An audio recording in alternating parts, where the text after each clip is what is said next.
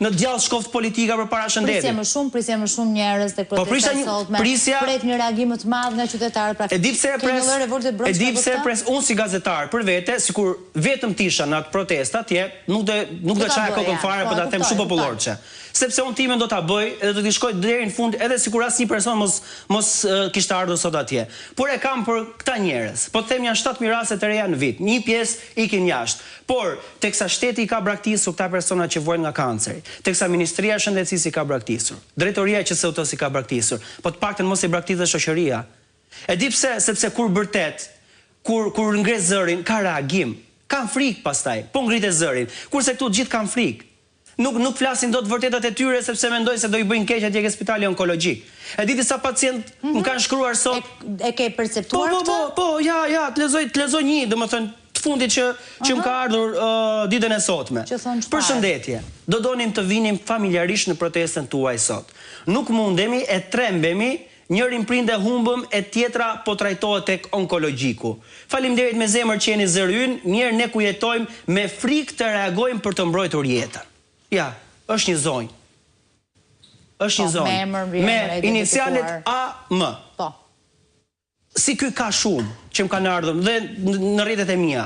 Por nuk është kjo më të nderuar, sepse nëse ata nuk të kanë marrë ty, pra nuk të japin trajtimet me pajisjet, nuk të japin medikamentet, dhe ti po lufton me kancerin, nga çfarë ke frikë më?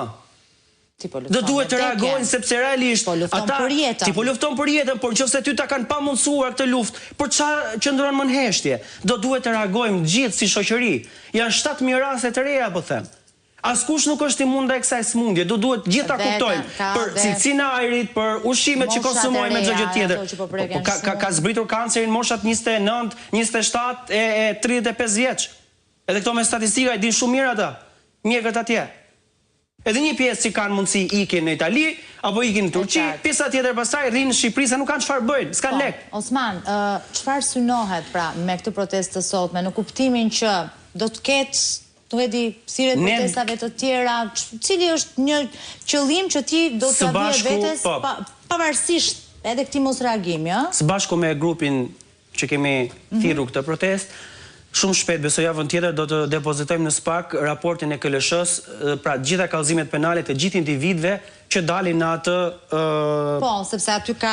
Janë me emra gjithë përgjegjësit e tjerë, dhe uroj të paktën që SPAK, uroj për te gjithave, nuk e di kujt prokurori mund t'i bjerë, apo mund t'a hetoj e tjerë, por të paktën ngrihet lartësinë e dur për të hetuar dhe për gjetur të vërtetën. KLSH nuk është institucion që po hedh akuza politike, është institucion shtetëror dhe mban përgjegjësi, i ka me prova, me fakte gjitha ato deklarimet e veta. Dhe patjetër ne nuk do ndalemi, nëse shikojmë. Dhe unë kam frikë se po. Ke pritshmëri nga Ministria e Re, edhe kjo e fundit? Po deri tani jo, zero. Sepse më duket sikur ka ardhur për turizëm në Shqipëri sesa për qenë ministre. Nëse ty të digjet shtëpia atje, nuk merresh me duke vatitur kopshtin. Ty po digjet onkologjiku atje dhe merremi me postera, hajtë bëjmë vaksinën e gripit. Bëjeni më vaksinën e gripit, por merru me onkologjiku, nuk po të them, nuk ke një pajisje që të punon. Brakiterapi jo, PET scan jo, akselerator njerë prishu njerë rregullohu, mamografi jo, ilaçe njerë po njerë jo njerë ndoshta. Çfarë ka tjetër në onkologjik? Dhe për çfarë rria i spitali hapur? Njerëz që vuajnë dhe që shpresojnë dhe me siguri shohin sidomos dyert cilat i mbyllen në fytyrën e tyre.